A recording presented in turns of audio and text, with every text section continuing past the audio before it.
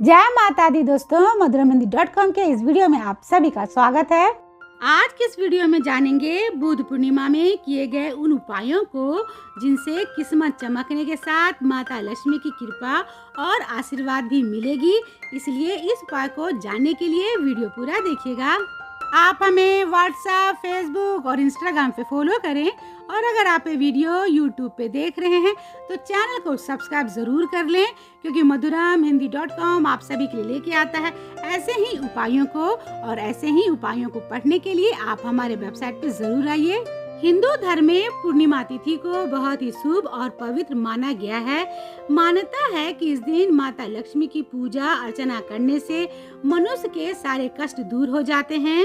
पंचांग के अनुसार बैसाख मास की पूर्णिमा तिथि को बैसाख पूर्णिमा के अलावा बुद्ध पूर्णिमा भी कहा जाता है और इस दिन स्नान और दान के साथ पूजा पाठ का बहुत ही विशेष महत्व होने के साथ इस दिन चंद्रदेव के साथ माता लक्ष्मी की भी पूजा करने का विधान है।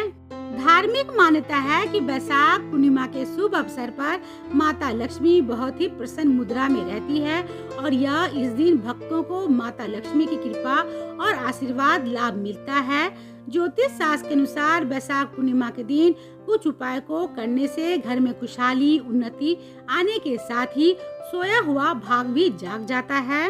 तो चलिए वीडियो को आगे बढ़ाते हुए हम जानते हैं बैसाख पूर्णिमा के दिन करने वाले उपायों को। पहला है पीपल वृक्ष की पूजा करना।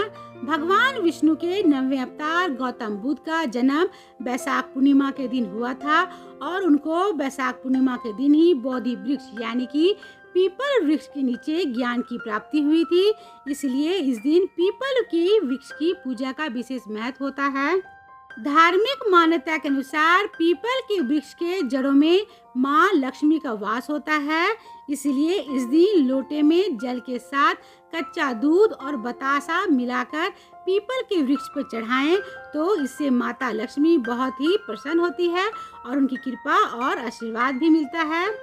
अगला है गंगा स्नान करना। सनातन धर्म में पूर्णिमा तिथि पर गंगा स्नान का विशेष महत्व होता है और बैसाख पूर्णिमा के दिन गंगा जैसे पवित्र नदियों में स्नान करना बहुत ही पुण्यदायक माना गया है। कहा जाता है कि अगर इस दिन पवित्र नदियों में स्नान और दान किया जाए तो जीवन के कष्टों से मुक्ति मिलने के साथ ही सुख और शांति का जीवन में वास होता है। लेकिन अगर गंगा स्नान के लिए नहीं जा पा रहे हैं तो नहाने के पानी में थोड़ा सा गंगा जल डालकर नहा लें। ऐसा करने से गंगा में स्नान करने के बराबर पुण्य की प्राप्ति होती है। अगला है खीर का भोग लगाएं। माता लक्ष्मी को दूध, मखाने और केसर से बनी खीर बहुत ही प्रिय है। इसलिए बैसाख पूर्णिमा तिथि के दिन माता लक्ष्मी को प्रसन्न करने के लिए खीर का भोग अवश्य लगाएं। बैसाख पूर्णिमा के दिन स्नान करने के बाद स्वच्छता और सफाई के साथ दूध, मखाने और केसर की खीर बनाएं और उसे रात में सोने से पहले माता लक्ष्मी को अर्पित कर दें और अगले दिन स्नान करने के बाद इसे स्वयं प्रसाद के रूप में ग्रहण करें और परिवार के बाकी सदस्य को भी प्रसाद के रूप में खिलाएं। अगला है भगवान विष्णु और हनुमान जी की पूजा करना। बैसाख पूर्णिमा के दिन भगवान विष्णु और हनुमान जी की पूजा अवश्य करनी चाहिए और इस दिन मिट्टी का दीपक हनुमान मंदिर में हनुमान जी के सम्मुख जलाकर हनुमान चालीसा का पाठ करना चाहिए। माना जाता है कि इससे घर में सुख, शांति और समृद्धि बनी रहती है। अगला है पीली कोरियों का उपाय।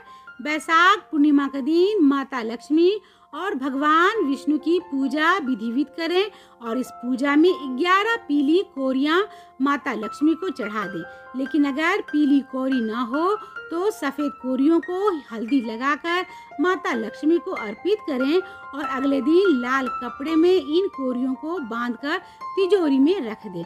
माना जाता है कि ऐसा करने से तिजोरी कभी भी खाली नहीं होती। अगला है काले तिल का दान। बहुत मेहनत करने के बाद भी अगर सफलता नहीं मिल रही हो तो बैसाख पूर्णिमा के दिन काले तिल का दान करना चाहिए। माना जाता है कि इसको दान करने से जीवन में कभी भी परेशानियों का सामना करना नहीं पड़ता और इसके साथ ही मनोवांछित फलों की भी प्राप्ति होती है। अगला है गोमती चक्र के उपाय। व्यापार या फिर कारोबार में बहुत मेहनत करने के बाद भी उन्नति नहीं मिल रही हो तो वैशाख पूर्णिमा के दिन दुकान या फिर वो जगह जहाँ पर व्यापार स्थापित हो वहाँ पर पूजा स्थल पर माता लक्ष्मी की मूर्ति के सामने गोमती चक्र को पूर्ण विधि के साथ स्थापित करें और वहाँ पर लाल आसन पर बैठकर कनक धारा स्रोत का पाठ करें और पूजा के अगले दिन इस गोमती चक्र को घर या फिर दुकान में अपनी धन के स्थान पर रख दें। कहा जाता है कि ऐसा करने से व्यापार में उन्नति आती है और सुख संपदा भी आती है। अंत में है चंद्रमा को अर्घ देना। वैशाख पूर्णिमा के दिन चंद्रमा की पूजा करने से चंद्र दोष से मुक्ति मिलती है और इसके साथ ही जातकों को मानसिक शांति की भी प्राप्ति होती है। इसके लिए वैशाख पूर्णिमा की रात यानी कि चंद्र उदय के समय एक लोटे में दूध, शहद और अक्षत मिला के अर्घ दें और चंद्रमा की ओर ध्यान लगाते हुए ओम ह्रीम क्लीम सोमाय नमः मंत्र का जाप करें। इस उपाय को करने से मनोकामना पूर्ण होती है और भाग भी जागती है और अगर किसी काम में बाधा आ रही हो तो उससे भी मुक्ति मिलती है। उम्मीद है कि आपको वैशाख पूर्णिमा में किए गए उपायों से जुड़ा हुआ यह वीडियो पसंद आया होगा, तो इसे लाइक करें, शेयर करें और कमेंट बॉक्स में जय श्री कृष्ण जरूर लिखें। तो मिलते हैं madhuramhindy.com के अगले वीडियो में एक ऐसे ही नई जानकारी के साथ। तब तक आप अपना और अपनों का ख्याल रखिएगा। जय श्री कृष्ण।